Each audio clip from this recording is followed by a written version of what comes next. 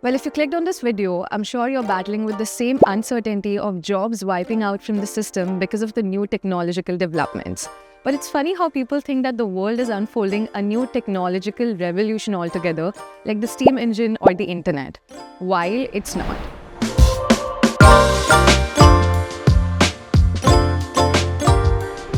We're actually living through the end of the entire concept of jobs as we know them.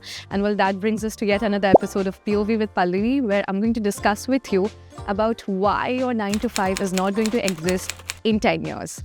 This is your host Pallavi on 94.3 Radio 1. Let's get started. Well, there's a moment where you realize that the world around you is completely shifting. Not dramatically, but subtly, almost inevitably.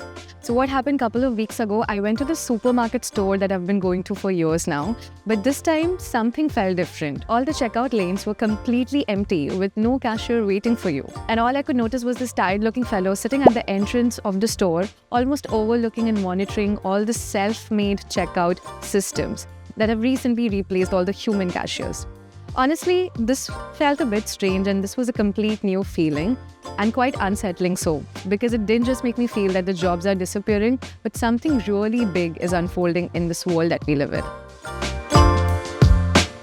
I'm sure you must have read the title of the video before landing here. It raises a very important question, which is why your 9 to 5 is not going to work in the next 10 years. Not because jobs are disappearing and vanishing, but because the way we work is being fundamentally redefined.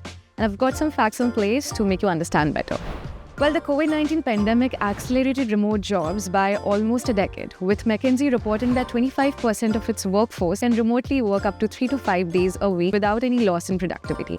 That's one. Second is, workers themselves are demanding flexibility. According to this 2023 report by Gartner, most of the workers are demanding flexible working hours compared to high-paid salaries. This trend is also evolving between millennials and Gen Zs, who are going to be the core workforce in the next 10 years, which is 2035 year. And third is, AI and automation are almost taking over our lives like there's no end to it. And that's the most challenging and difficult bit about the change in technological world. Well, all this data put forth a lot of important questions in my head. What is the actual future of the work going to be like? How will the meaning and value of the work that we currently do is going to change in the future world? What new skill sets do we need to kind of evolve ourselves with that is really going to help us in the near future? Or will there be even a skill set that is going to help us? Okay, so if I didn't have a 9 to 5, firstly, it will take me some time to just rest and recalibrate.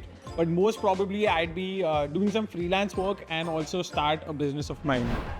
If there was no 9 to 5 tomorrow, I'd probably end up traveling the world. That's actually my dream.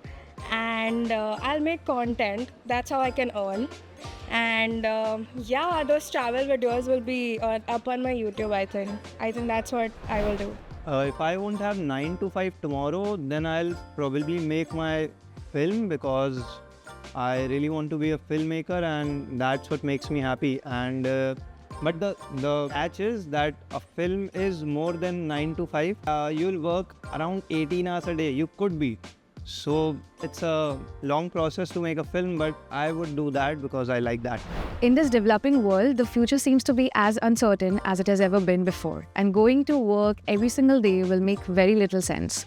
In the next 10 years, our 9 to 5 model is not just going to be outdated, but it's going to be as inefficient as we have ever seen that before. And clearly, the 9 to 5 model is not going to survive it. So, what's your plan B? And with that, it's my time on today's POV with Pallavi. If you like what I just spoke to you about, please give us a thumbs up. Make sure you comment down your thoughts below and subscribe to our YouTube channel. I'm going to see you on the next episode. One world, your station.